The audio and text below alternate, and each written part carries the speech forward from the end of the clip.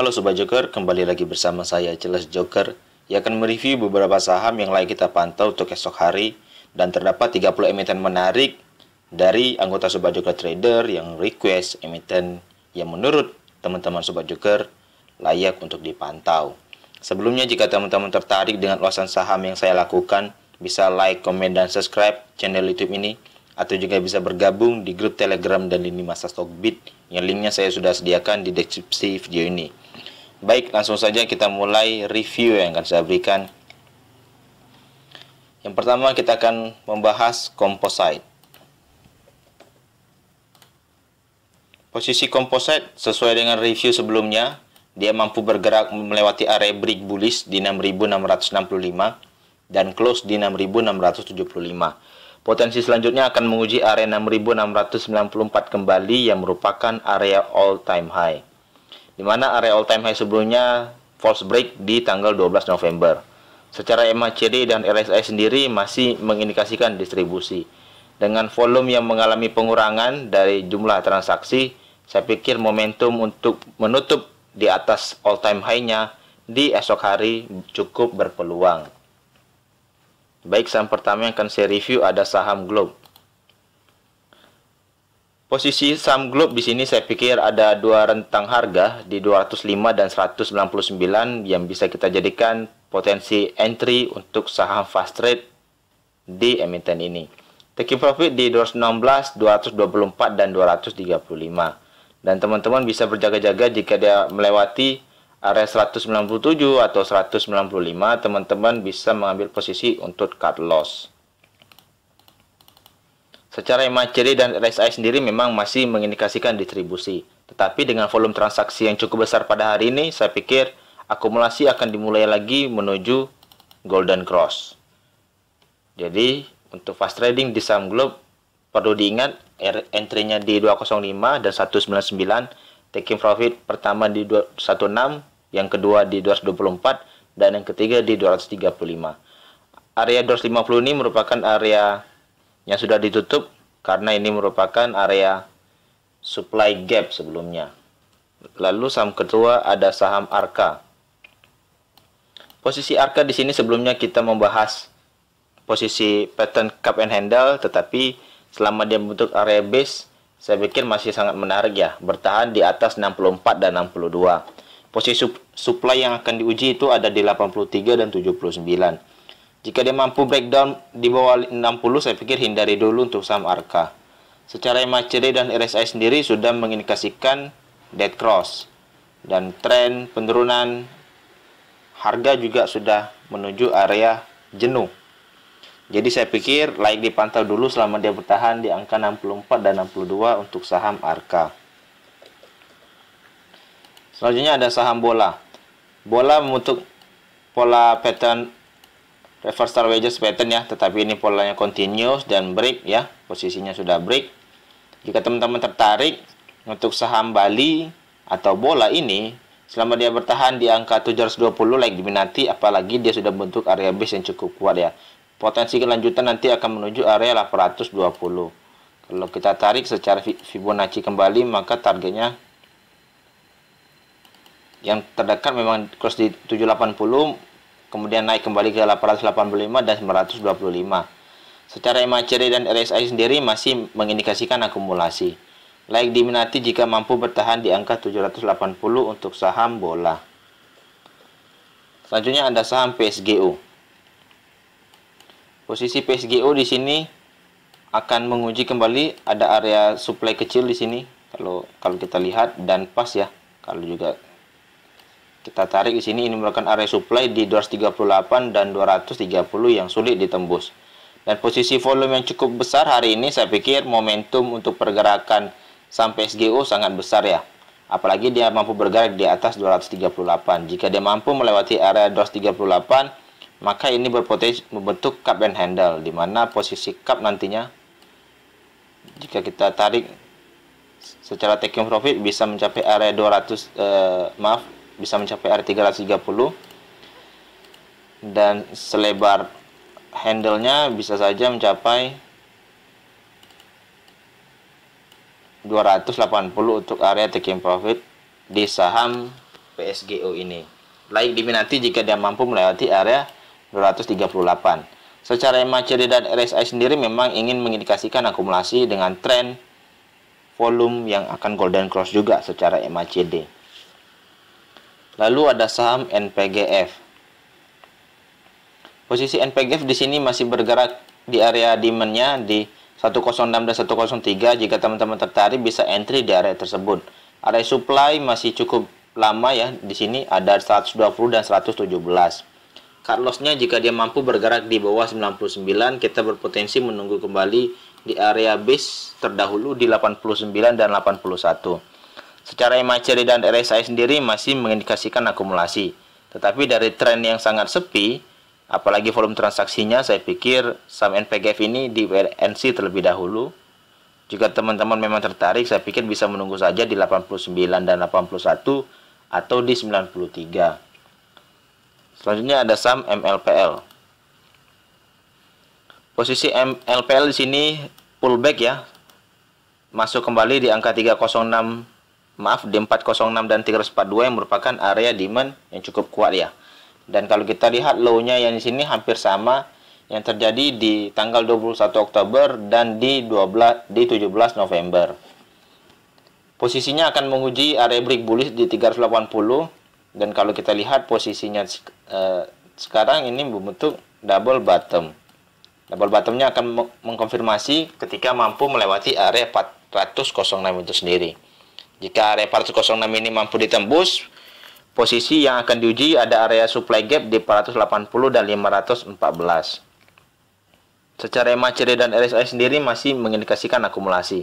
Saya pikir layak diminati saham MLPL selama bertahan di area range demand-nya ini ya. Selanjutnya ada saham Cobex. Salah satu emiten Cobex Indo di sini, kalau kita ambil time frame yang cukup jauh ya. Di sini ada time frame pengujian di mana dia sudah break di minggu ini. Itu kenaikan sudah mencapai area 51% ya, dengan break di posisi 196 dan 194. Area pengujian yang akan diuji untuk lanjutan saham Cobex itu bergerak di angka 300 karena di sini ada supply lama ya, dan ini pada time frame weekly patut diingat. Kemungkinan ada sell on strength di area tersebut dengan cukup kuat. Jika teman-teman tertarik bisa mengambil opsi untuk buy on weakness di area ini, saya pikir di 224 dan 220, atau bisa menunggu di area retest trendline supportnya di 196 dan 194. Secara MACD dan RSI sendiri sudah mengindikasikan cukup keras dari sisi uptrendnya atau kenaikannya. Layak diminati jika dia mampu break out di 300 dan tutup di atas, dan tidak layak diminati jika dia mampu hanya menyentuh di angka 302 dan false break ya. Selanjutnya ada saham BCIP. Posisi BCIP di sini kalau kita tarik secara Fibonacci, maka target lanjutannya ada di 120 lalu menuju area 164. Jika teman-teman tertarik, saya pikir bisa memperhatikan area entry ini saja, area 95 dan 90 ya. Karena angka 120 sebentar lagi sudah ingin disampai dan layak diminati jika memang teman-teman ingin entry di saham BCIP. Untuk saham fast trading, saya pikir untuk BCIP belum sempat kita lihat ya, karena ini baru saja dengan volume yang cukup kuat pula. Layak diminati jika dia mampu bergerak di atas 120 dengan membentuk area base kembali. Tetapi jika dia tidak membentuk area base, saya pikir teman-teman bisa menunggu saja di 95 dan 90. Selanjutnya ada saham Raja. Posisi Raja di sini masih bergerak di area range demand-nya di 214 dan 204. Bagi teman-teman yang tertarik bisa menunggu di area 188 atau 180 ya. Tetapi jika teman-teman tertarik bisa memperhatikan area ini untuk entry. Selama dia bertahan di atas 214 dan di bawah 204, cukup besar peluangnya menuju area break bullish-nya kembali di 240 dan 252. Sebelumnya dia membentuk pola pena tetapi tidak jadi atau batal ya. Jadi saya pikir penurunannya bisa mencapai area 2 area lagi di 188 dan 180. Tapi dia membentuk area base yang cukup bagus juga di rentang 214 dan 204. Secara MACD dan RSI sendiri saya pikir masih mengindikasikan distribusi. Layak diminati jika mampu bergerak di atas 214 untuk saham raja. Selanjutnya ada saham ACST. Posisi ACST di sini jika teman-teman tertarik bisa menunggu di angka 250 dan 246 untuk entry di posisi buy on weakness. Secara MACD dan RSI sendiri saya pikir masih mengindikasikan distribusi. Patut diingat jika dia mampu breakdown di 246, teman-teman bisa menunggu di angka 226 dan 220 ya untuk second chance entry kembali. Selanjutnya ada saham MPPA. Salah satu emiten retail ini mampu bertahan di atas demand-nya di 495 dan 435. Low-nya cukup sama dengan area range demand yang sudah kita buat ya. Low-nya di 495 menjadi posisi pullback. Nah, jika posisinya seperti ini, saya pikir teman-teman bisa menunggu apakah dia akan break bullish di 675 dan 630. Tapi jika dia tidak break bullish, kita masih menunggu di area 495 dan 435 dia membuat area base. Ketika mampu membuat area base, saham MPPA layak diminati saya pikir. Secara MACD dan RSI sendiri masih mengindikasikan akumulasi. Jika volume akumulasinya cukup bertahap, besok dengan mengalami peningkatan transaksi, saya pikir cukup mudah melewati area 675 ini ya. Selanjutnya ada saham BBYB.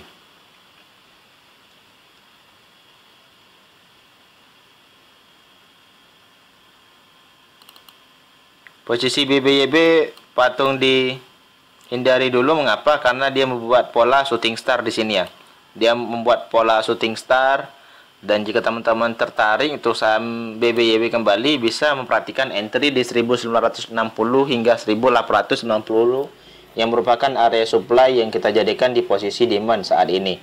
Tetapi jika teman-teman ingin menunggu kembali, saya pikir opsi kedua bisa menunggu di area 1650 yang merupakan area break bullish menuju area optimal taking profit ini ya. Untuk target kenaikan kembali di 2500 untuk saham BBYB. Secara MACD dan RSI sendiri masih mengindikasikan akumulasi. Layak diminati jika mampu membuat area base atau resistance become support ini menjadi cukup kuat. Selanjutnya ada saham TNCA. Posisi TNCA di sini bergerak ya cukup kuat dan akan menguji area break bullishnya di 835. Posisi base sudah cukup kuat di sini di 680 hingga 635. Jika TNCA mampu melewati area break bullish di 835, maka target profit pertama itu ada di 970 dan yang kedua itu ada di 1105. Secara MACD dan RSI sendiri sudah mengindikasikan golden cross. Saya pikir layak diminati untuk saham TNCA jika mampu bergerak di atas 835 ya. Selanjutnya ada saham BRIS. Posisi bank syariah ini masih bergerak di range demand-nya. Jika teman-teman tertarik bisa menunggu di area 1990. Tetapi jika teman-teman tidak ingin menunggu, bisa memperhatikan nanti posisi BRIS mampu break bullish di 2200 yang merupakan area high dari sideways-nya. Secara MACD dan RSI sendiri saya pikir masih mengindikasikan distribusi. Layak diminati jika dia mampu turun sedikit lagi di 1990 atau langsung sekaligus menuju break bullishnya di 2200. Selanjutnya ada saham akselerasi itu PPGL. Jika teman-teman tertarik untuk saham PPGL yang sebelumnya bentuk pola bearish channel dengan breakout dengan pola reversal yang sudah terjadi, dia bertahan di area base demand-nya ini di 69 dan 72 dan lanjutannya dia membentuk area base lagi cukup kuat kemudian naik kembali. Nah, jika teman-teman ingin entry untuk sampai PGL bisa memperhatikan pullback-nya ini saja di 123 dan 120. Karena ada potensi pullback juga yang terjadi di 16 November kemarin. Secara MACD dan RSI sendiri saya pikir masih mengindikasikan akumulasi. Namun jika dia patah tren atau patah dari demand-nya di 120 ini, teman-teman bisa menunggu di bawahnya kembali di 103 dan 97. Selanjutnya ada saham Arto. Posisi Arto di sini kita sempat memprediksi dia untuk cup and handle. Maka kalau kita ambil posisi cup and handle-nya, posisi head sudah sesuai dan kita tinggal menunggu posisi right shoulder-nya kembali. Jika teman-teman tertarik untuk saham Arto, bisa mempertimbangkan entry di area base-nya. Ini ada area base di 15.200. Atau jika teman-teman tertarik, bisa menunggu saja di 13.900 hingga 13.750. Sebelumnya kita sudah menganalisa untuk retest di area 11.925 untuk area pembelian, dan sekarang sudah floating profit. Saya pikir jika teman-teman mengikuti trading plan secara MACD dan RSI sendiri, saya pikir masih mengindikasikan akumulasi. Dengan volume transaksi yang akan dead cross, saya pikir seharusnya potensi kita mengambil posisi untuk right shoulder-nya cukup tepat ya, di 13.900. Mungkin saja ada koreksi sehat yang terjadi karena tidak cukup kuat menembus area supply-nya ya, di angka 17.000. Selanjutnya ada saham Elmas. Posisi Elmas sendiri saya pikir saya sangat suka. Mengapa sangat suka? Karena dia membentuk tail-tail yang cukup panjang. Jika teman-teman tertarik, ini bisa kita jadikan saham fast trade. Saham fast trade-nya kalau kita telisik sebelum menuju area break bullish ada di range 104 dan 115. Di sini ada area low yang sama ya, di 81 dan juga di 84. Nah, jika teman-teman tertarik, taking profit langsung di atasnya saja, ada di 89, ada di 92, dan juga ada di 98. Tetapi alangkah lebih eloknya kita bisa menunggu di angka 77 dan 72 untuk entry. Tetapi untuk fast trading saya pikir angka 84 dan 81 layak diminati. Secara MACD dan RSI sendiri masih mengindikasikan distribusi. Saya pikir momentumnya masih cukup cepat selama dia membentuk area base. Tren akumulasi akan meningkat, maka kenaikan kembali untuk saham Elmas masih cukup ada. Mengapa? Di sini ada utang gap yang belum dilunaskan di 163 untuk saham Elmas. Selanjutnya ada saham Antam. Bagi teman-teman yang masih tertarik saham pertambangan, kalau kita lihat posisinya, kita memprediksi membentuk triple bottom, tetapi bottomnya belum ditemukan di 2.250. Alangkah eloknya memang Antam mampu menuju dulu area 2.250 untuk mengambil posisi cukup bagus untuk pullback. Selama dia membentuk area sideways di tengah, saya pikir masih cukup ambang ya, akan menuju area 2.250 atau menuju area break bullishnya di 2.490. Secara MACD dan RSI sendiri saya pikir masih mengindikasikan akumulasi dan layak diminati jika dia mampu breakout di 2.490 atau dia bisa menunggu di area 2.250-nya ini untuk membentuk area base. Selanjutnya ada saham Oasa. Posisi Oasa di sini jika teman-teman yang sudah entry di area demand-nya ini selamat ya, karena dia juga sudah break bullish dan review ini saya pikir sudah direview sebelumnya ya. Di sini ada trend line yang akan dicoba ditembus dengan high kemarin di high hari ini 64. Saya pikir potensi cukup jelas. Jika dia mampu melewati area 270, potensi lanjutan akan menguji area 290. Saya pikir bisa kita jadikan sebagai area taking profit pertama, dan taking profit kedua itu di 380. Secara posisi MACD dan RSI sudah uptrend sangat keras. Saya pikir layak diminati saham Oasa jika menembus area trendline resistance yang sudah terjadi hampir dari bulan April. Selanjutnya ada saham SAMF. Salah satu pupuk digital ini berbeda dengan pupuk NPGF. Di sini sudah mencapai area taking profit kita di 1.200. Nah, area supply gap yang layak kita pantau lagi di 17 di 1720 dan 1750. Secara MACD dan RSI sendiri masih mengindikasikan akumulasi, tetapi dari tren RSI, dari penurunan harga yang cukup dalam, hampir 7%, saya pikir layak diminati untuk buy on Ignas atau koreksi sehat yang bergerak di 940. Selanjutnya ada saham Innov. Posisi Innov di sini membentuk candle doji. Jika teman-teman tertarik bisa menunggu di angka 184 dan 186.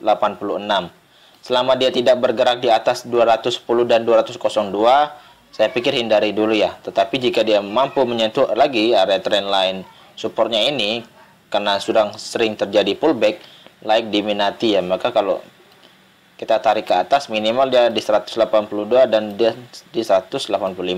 Teman-teman bisa cut loss jika dia mampu bergerak di bawah 177. Area break secara polanya ini ada di 225 dengan target taking profit itu di 282. Secara MACD dan RSI sendiri masih mengindikasikan distribusi. Dengan volume distribusi yang mengalami pelemahan secara bertahap, saya pikir lama tidak mungkin akan menuju area break bullish kembali ya, untuk secara akumulasi. Selanjutnya ada saham BKSL. Posisi BKSL di sini jika teman-teman tertarik ada area pullback yang sering terjadi di 63-62. Jika teman-teman entry dari tersebut bisa taking profit di 66 dan juga di 67. Di sini ada dari sisi fast rate, tetapi jika dia mampu bergerak di bawah 62, teman-teman bisa menghindari dulu untuk saham BKSL, apalagi kalau dia tidak pullback. Secara MACD dan RSI sendiri masih mengindikasikan distribusi. Like diminati untuk BKSL jika dia pullback di bawah 63 dan di 62.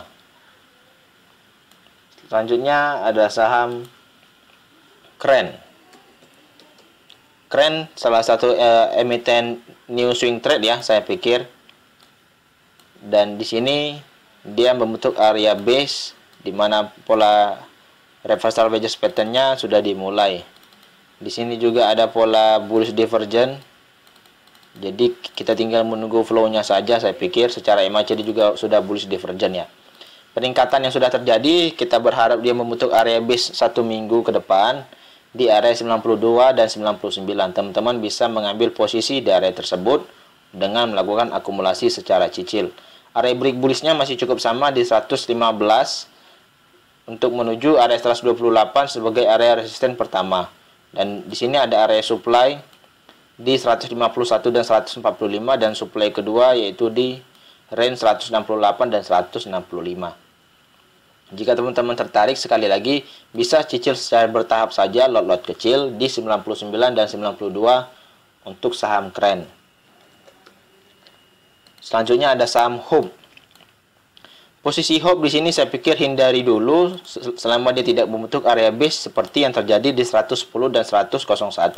Karena angka pertahanan terakhir saham Hope adalah di 101 dan belum ada akumulasi yang cukup signifikan dengan volume yang cukup kuat pula.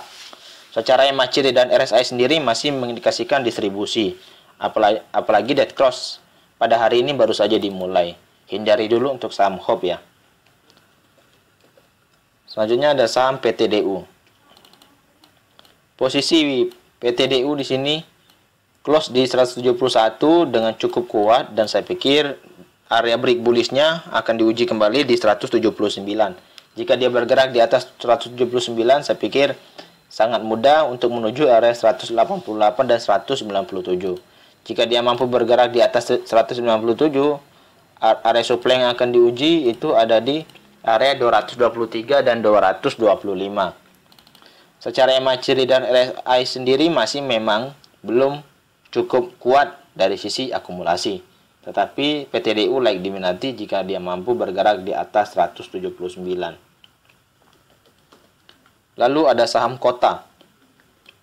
Kota di sini membentuk pullback ya di rentang 107 dan 100 yang merupakan area demand-nya. Jika teman-teman tertarik, bisa memperhatikan area tersebut untuk entry. Dan paling tidak, jika teman-teman ingin trading di saham Kota, bisa mempertimbangkan bid offer-nya terlebih dahulu. Karena salah satu emiten ini sangat kejam ya secara bid offer. secara MACD dan RSI-nya sendiri belum cukup menarik saya pikir. Tetapi jika teman-teman tertarik, bisa mempertimbangkan entry di 107 dan 100 untuk area pullback yang sudah terjadi dan sesuai target kita ya. Selanjutnya ada saham BBRI.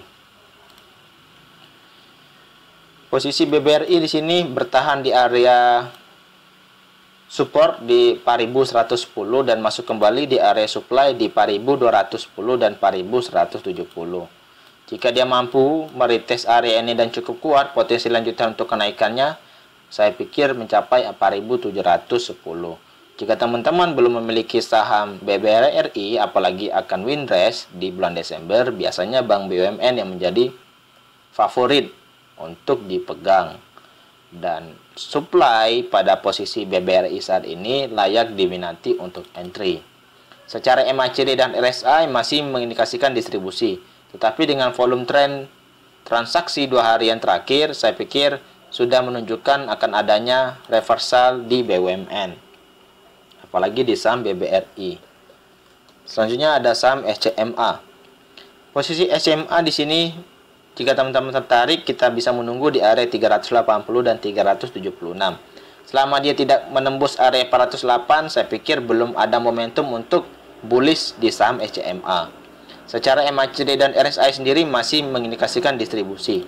Layak diminati lagi-lagi jika dia mampu bergerak di angka 380. Tetapi jika dia breakdown dengan cukup kuat, saya pikir dia sudah patah tren secara bullish, momentum untuk distribusi atau bearishnya sudah dimulai, dan kita bisa menunggu lagi di bawah 346 dan 336. Pastikan teman-teman memakai money management terbaik untuk entry di saham SCMA. Selanjutnya ada saham Bintang Medan, dan posisi Bintang Medan di sini masuk area entry ya, di mana area entry koreksi sehatnya di 86. Jika teman-teman tertarik, bisa mempertimbangkan area tersebut untuk entry. Jika teman-teman ingin menunggu, juga ada area 75 untuk pertahanan terakhir di saham CBMF. Tetapi jika dia bergerak di bawah 75, kita bisa posisi cut loss dulu. Sebelumnya kita memprediksi membentuk cup and handle, tetapi batal saya pikir. Dan kalau kita lihat koreksi yang terjadi, dia membentuk area base paling tidak sebagai pertahanan terakhir di saham CBMF. Tetapi jika dia tidak membentuk area base, cukup dihindari saja saham CBMF ya, karena bid offernya cukup tebal dan belum bisa dinaikkan secara cepat dan besar-besaran. Yang terakhir, updating untuk MTEK. MTEK di sini akan menguji kembali area break bullishnya di 2100. Kita berdoa jika dia mampu melewati area break bullishnya, akan menuju area supply di 2220, dan ketika breakout di posisi ini akan mempermudah langkah saham MTEK menuju area 2800 dan 2870 yang merupakan area penjualan terdahulu kita di bulan Juli ke bulan Agustus, apalagi di momentum saham Bukalapak kemarin. Sekian dulu dengan ulasan saham yang saya lakukan. Jika teman-teman tertarik, bisa like, komen, dan subscribe.